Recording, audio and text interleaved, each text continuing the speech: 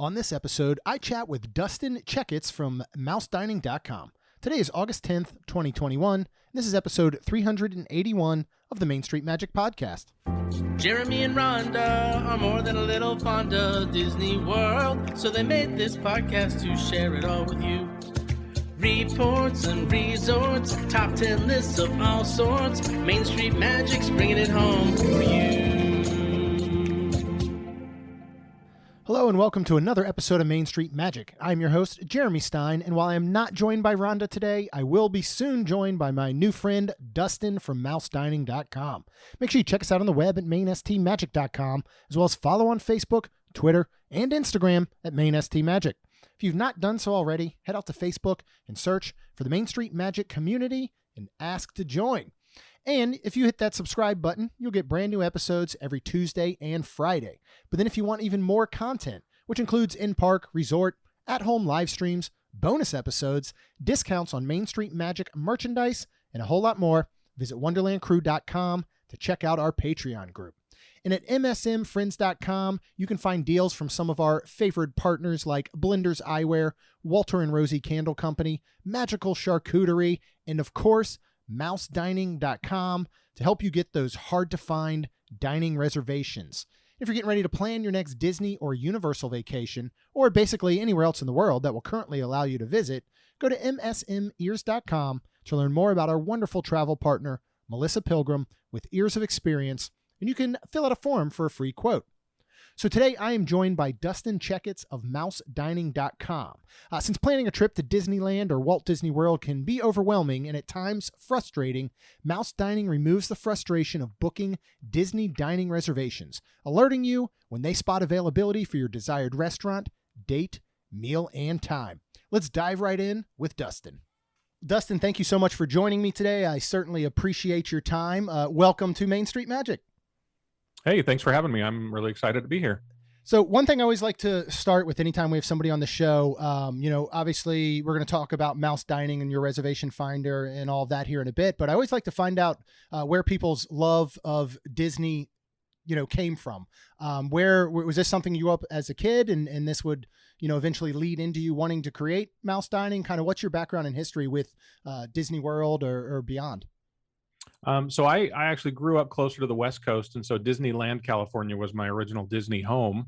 But we grew up in that golden era where it was just back-to-back Disney animated hit, Beauty and the Beast, Little Mermaid, Lion King, and, it was just one right after another. And so we were kind of just indoctrinated by my parents of like, just watch these great shows. And, those were some of the VHS cassettes that we watched the most. So I inherently grew up loving those, but I was also artistic.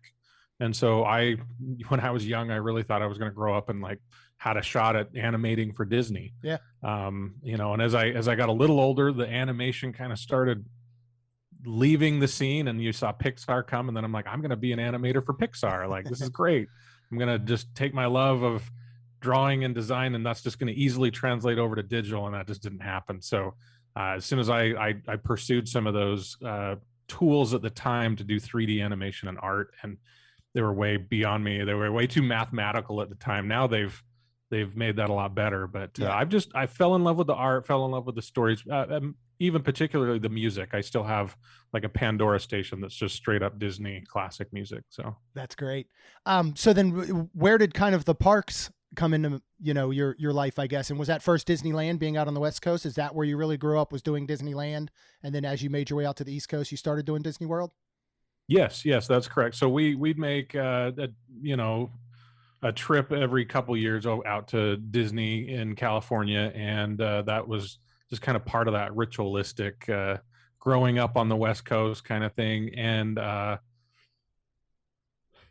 it wasn't until later I played a lot of basketball when I was younger. And so one of those basketball tournaments took me to Orlando, and that was my first trip to Disney World. But I didn't really get to enjoy it the way my family enjoyed it, because I was there for basketball and to compete.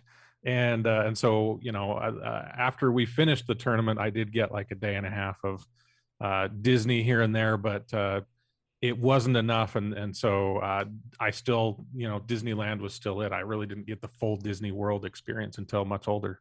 Yeah. But the parks, I guess there's not a lot to say. Like we did the ritualistic trip, and I enjoyed it. We, as a family, it was me and three siblings, four including myself, but we'd go and we'd have a great time. So was you obviously, well, I can assume you have a love of dining and maybe food. Are you a foodie? What was it that you decided to come and create something like mousedining.com because of your love for Disney restaurants and food? Or is it more that you saw a need that could be filled with the knowledge and everything that you have?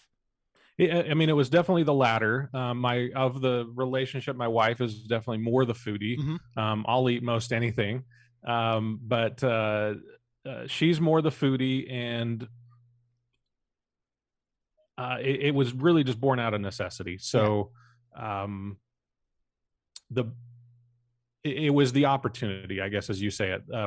We were trying to book some Disney dining reservations ourselves, and we struggled with that. I saw how much time my wife was spending trying to do that, and I actually didn't build it. I'm co-founders with my brother, and he helped engineer kind of the first version of it. And so when we were explaining to him the challenges we were booking dining reservations, he's like, I'm pretty sure that should be like, I can make that easier. So I will say my wife Emily is the one who actually had the idea for mouse dining.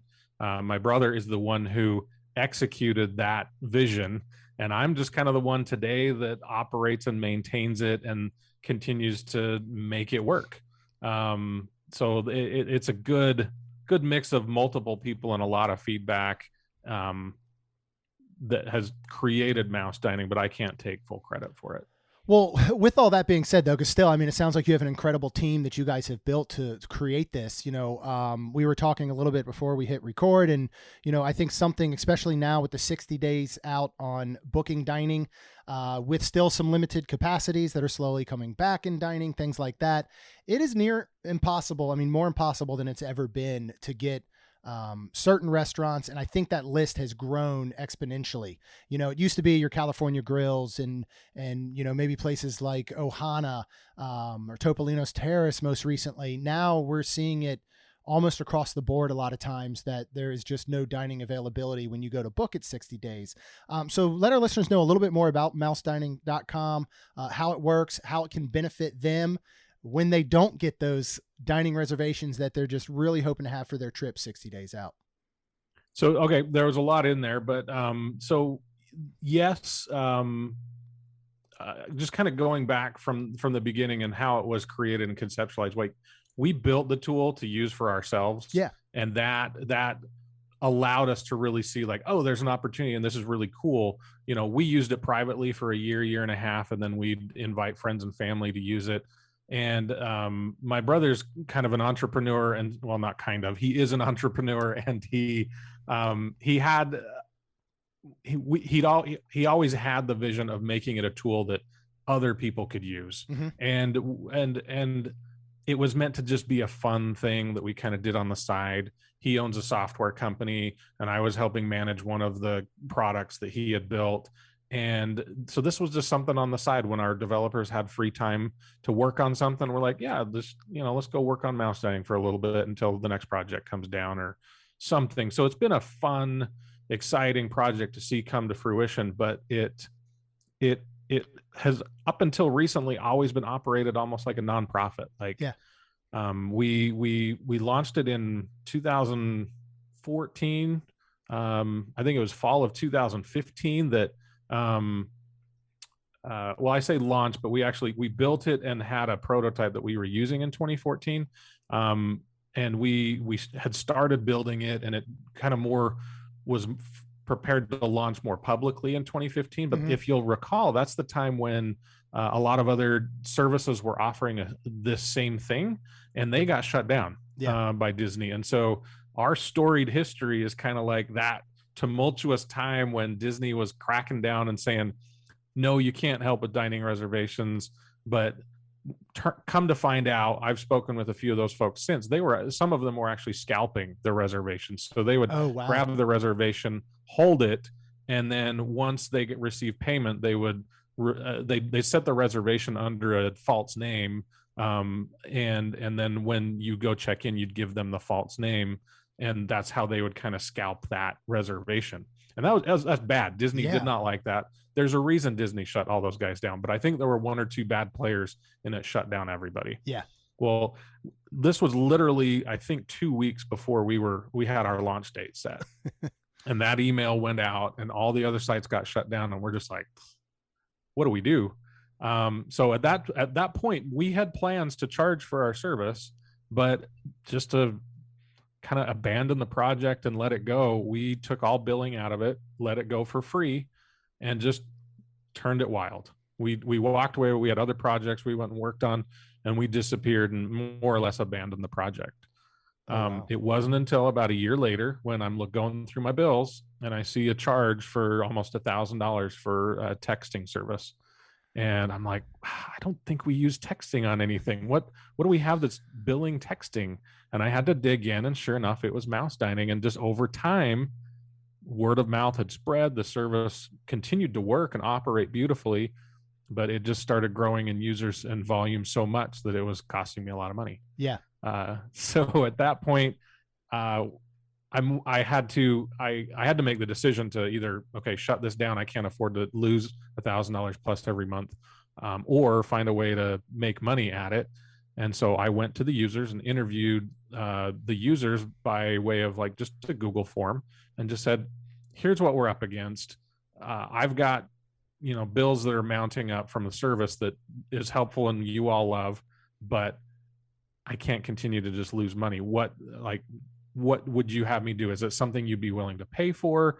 I can try and go down the free route and support it with ads and a few things. And we had a lot of input, but in the end, there was pretty unanimous feedback that they'd pay for it. Yeah. And so we moved forward with that, and they paid, I think at the time it was just a flat $20, $19.99 monthly fee.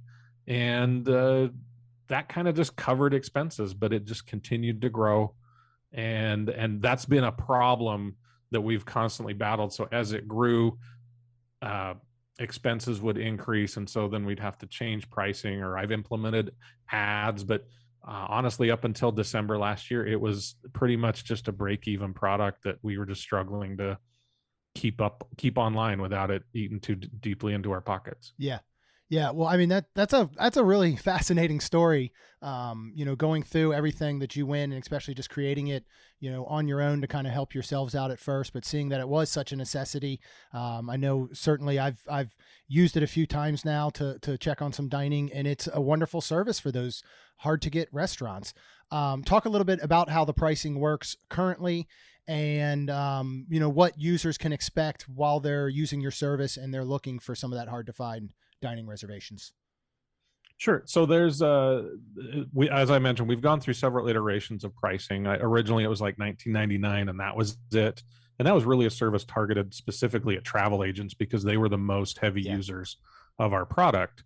But as word of mouth spread, we saw more individual users registering just to get dining reservations for their families. And texting was free for all of this. So texting today, you'll notice, is not free. There's a reason for that. It was our largest expense, and it continues to be our largest expense.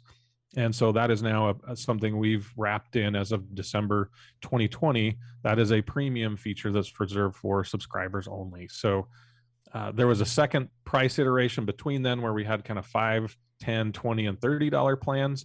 That's no more because I just really wanted it simple. Yeah. And so today you have a $9 monthly plan that's just billed month to month, like your Netflix or Hulu subscription, or you can pay $90 annually and get essentially 2 months for free. That you pay $90 one time and you get to use it for the full year, but that is a subscription, and you'll be billed ongoing for that as well until you cancel. Okay. So what was the other part of your question? Well, I guess explain a little bit how it works in the background. So let's just say my trip is in 60 days and I wake up and I try to get California Grill. I can't, it's booked for my trip when I want to go. So I think, well, I've heard about this wonderful service, Mouse Dining.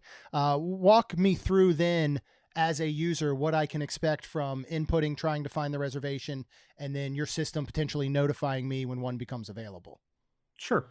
And first off, Mouse Dining is free. I would consider it a freemium service. Mm-hmm. So if you're just curious about it, there's no harm in just signing up and registering. So registering a free account will get you 6 simultaneous alerts. And I specify that because the alerts are just the alarm clock that you send that say, hey, notify me when this thing happens. And then the notifications are the actual emails or text messages that you'll receive. And those are unlimited. There's no limit to those that we'll send you. Okay. And so you can have 6 active alerts simultaneously having us look for reservations for you for 6 different reservations. And then when you find the reservation you want, you can stop that alert and create another one. So the service is really designed to be entirely free. You get the same value as a paying user. There's just, I call them conveniences that you ultimately pay for and get in a subscription. So a few of those details and a few of those things are, one, you're limited to email alerts only on the free plan, and you're limited to 6 alerts. And apart from that, the service just kind of operates as it normally would. But if that's not enough, if you need more simultaneous alerts, or if you find emails really inconvenient for you and you don't respond to it quickly enough, or it doesn't get your attention well enough, you can subscribe to get text alerts. So they come right to your phone. You can increase the number of phone numbers and email addresses that will send those notifications to. You can get up to 50 alerts simultaneously on the monthly plan, or 100 on the annual plan. Again, that annual plan is kind of tailored more towards the travel agent. Sure. So they do a lot of kind of bulk bookings. But then you'll also be able to add notes to your alerts. So if you're managing a lot of alerts for other folks, you can put notes in there and say, this is for the Checketts family or the Stein family, whatever. But those are, again, I would call those conveniences, and those are what you get for upgrading to a paid subscription. Gotcha. And then to the second part of that question was just, how does it work? You tell us kind of restaurant we've determined is kind of the starting point for most folks. So you go identify the restaurant that you would want to dine at, and you'll be shown a nice calendar of visually being able to see availability that Mouse Dining has seen recently. That is not real time. That is not to the moment, because we don't actually get this data from Disney. We have to go get it, just like anybody would. So there's an inherent delay in going and fetching data instead of being given data. And so those calendars are sometimes just a few minutes out of date, maybe up to 30 minutes at most, but those are more intended to give you a glance at what availability might be like. Some people can book right from there, and great, more power to you. That's a great tool. But really, from that calendar view, you can click on any of the dates to create an alert for a breakfast, lunch, or dinner, and specify how many people are in your party and what meal you would like to dine at, or time rather. So, and at that point, you'll have to create a free account to do that. But we'll store that data, and then anytime we get data from Disney, I say get data from Disney, but anytime we go fetch data from Disney and we find availability that matches your criteria or your alert, you'll get a notification. And that's just really the bare bones, simple explanation of how the service works. Yeah, and then at that point, you go in and you book your dining for that reservation that you've been notified by. What have you found, in a sense, roughly, or unless you know more exact numbers, is there a certain percentage that this tends to work, or what normally can people expect? Does it vary by location or restaurant? Obviously, probably breakfast, lunch, or dinner. I'm sure that the stats can be all over the place, but roughly kind of what is the success rate for somebody using your service? So success rate's interesting. You bring up 2 questions, but actually it's kind of the same solution. So Mouse Dining is just the middleman. We don't represent Disney. We're not an official partner or anything of Disney. And so, but all we're doing is sending you the notification that we saw availability on Disney's website, and we provide a link to you in our email and text alerts that say, go book it. Yeah. And when you click those links, those are direct to Disney's site so that you can log in quickly and book that.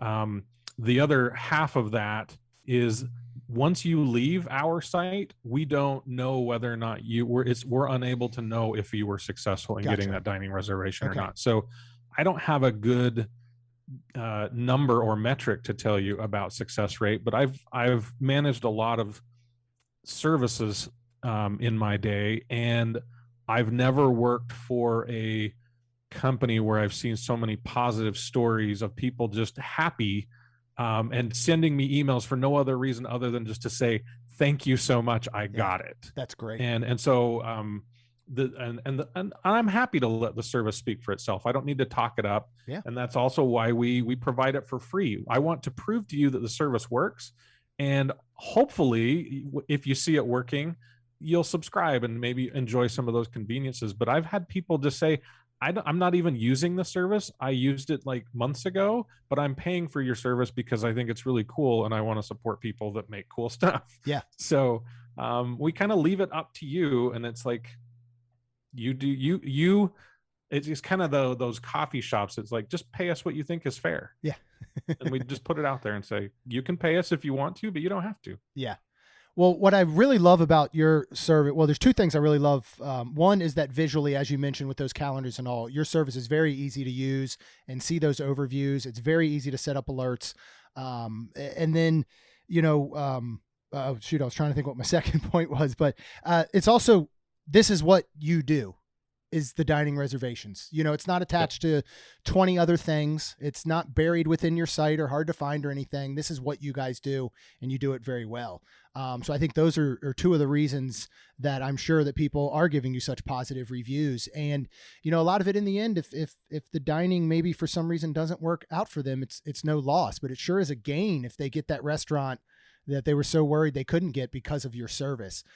So yeah, I really want to just, commend you guys for what you've created and all, because it's such a cool idea, and it works so well. And, dining becomes one of those things that sometimes people can let it make or break their trip, and they think if they don't get that certain dining experience, some people they can't check that off their to-do list for what made it a success. And so you're able to help with that. But really, really appreciate your time, and let everyone know exactly where they can find you online, your social media accounts. I love your guys' social media. You do a really great job there as far as people that are interested in not only dining, but just Disney food news. You guys are always up to date on the latest things that are coming out from Disney and the Parks blog and things like that. And yeah, your social media accounts are wonderful as well. So let everyone know where they can find you at. Well, thank you. Those are all really great compliments, and I can't accept them all. I have people that help me do that, so I will pass those on. But Mouse Dining, the best place to find us is just our website, mousedining.com. On socials, our most popular is Facebook, and I believe it's just facebook.com/mousedining. We are most active there, but we do have Twitter and Pinterest accounts as well. But interact with us. I've actually created a new YouTube channel where I walk you through some of the process of setting up a Mouse Dining account, what to do once you receive a notification. So there's a lot of good tutorials and more content we're trying to push out. That's really my biggest initiative going forward, is content. And so there will be updates to the website that'll just be a lot more content rich, more information about the restaurants themselves, and the menus and prices. Those are all things we want to get in front of the users so that they spend more time engaging with and planning their trip using our service, rather than instead of just using it for the notification part. But we're really aiming to be experts at Disney food, and I know there's like Disney food blog that already does that, but our history and our blood is in data and data analysis. Yeah. And so we want to bring that level of service to the Disney audience so that you guys can really dive in, dig into it, customize it, filter it, sort it, and build your food itinerary, if you will, prior to going to the parks. Because we all know food is now it's an event. It's and Disney's made it that way as well. So that's what we hope to bring you guys in the future. That's an outstanding idea. And it's funny you mentioned that. I've got a friend, Austin, who lives up in New York, and they're planning their next Disney trip. And he was just messaging me yesterday about, some different restaurants maybe to try, or food items that he hadn't thought of, or, hadn't seen when researching. And he sent me a whole list of, here's the parks, here's the places he wants to eat, here's the items he wants to try. So I think having that type of itinerary and people getting to plan ahead is really, really wonderful. But Dustin, thank you so much for your time. I truly appreciate it. I look forward to continuing to use your service, and for our listeners to get a chance to use it as well. So we will be keeping in touch, and I look forward to continuing to follow your journey and everything you guys are doing. For sure. Yeah, this has been great. I've had a blast, and I thank you again for allowing me to be part of it.